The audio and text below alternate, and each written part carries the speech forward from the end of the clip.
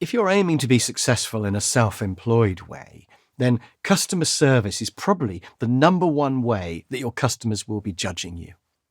I know it seems wrong that people don't judge mainly on quality, and of course, quality is important.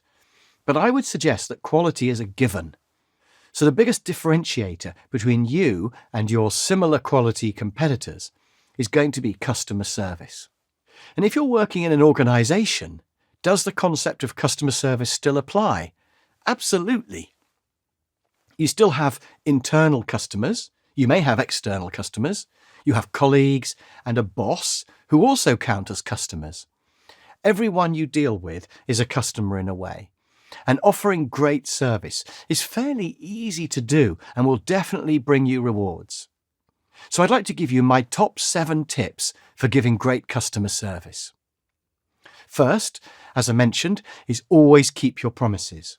Write everything down so you don't forget it, and then make sure you do it. This may involve saying no if you're not going to do it. And your customer may not want to hear that, but they would probably rather hear no than yes followed by you never doing it. So if you say yes to something, you must do it. Second is to have a great voicemail message. Give your name, apologise that you haven't been able to answer, and say you'll call them back within 24 hours. And then, as we've already said, always keep that promise. Third is really just a combination of the above too. Always call people back. Even if it's just a missed call, phone that number in case it's an important customer or potential customer. Fourth is to answer all emails the same day, even if you're just replying to say you'll look at it or that you can't help them. Obviously, you don't have to reply to spam emails, but every other email, however unimportant it is, I think you should reply to it, even if you just have a standard reply saying, apologies, but I can't help you with this at the moment. The thing is that often big customers start with one insignificant-looking email. In fact, I remember the first email I got about recording training videos like this, and it said, would you like to come and be filmed in Los Angeles? And I thought, what is this? I don't know these people. But I'm glad I did politely reply, because here I am doing this, and I love it. So reply to every email, and either action it or put it on your jobs to-do list for later. Number 5 of 7 is to have a good email footer. This is easy to set up, and you only have to do it once, and then you've got it forever.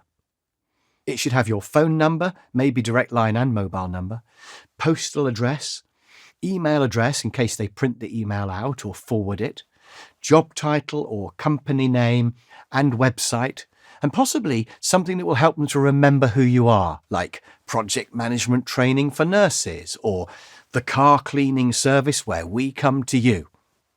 So think about your footer and give the reader everything they might need while also looking neat and professional. Number 6, if you're self-employed, is to have a professional website. I know it'll take some time and some money, but if your website looks homemade or messy or over-wordy, then customers will assume that that's what you're going to be like too. So at least get a second opinion on your site. And ideally, get a professional to design it for you and spend a bit of money on making it great. Getting just one extra customer could pay for the cost of doing that. And finally, number 7 on my list of customer service rules is go the extra mile to help every customer. You never know how important that person will be to you in the future. So for everyone you deal with, always do the best you can, and you'll reap what you have sown at some point in the future. Even if you only reap 10% of what you sow, it'll still pay back many times over. So don't even try to calculate it, just go the extra mile. So those are my top 7 customer service tips. Have you got them all nailed? Or are there some that you could work on? What are you going to do in the next few days or weeks to improve your customer service?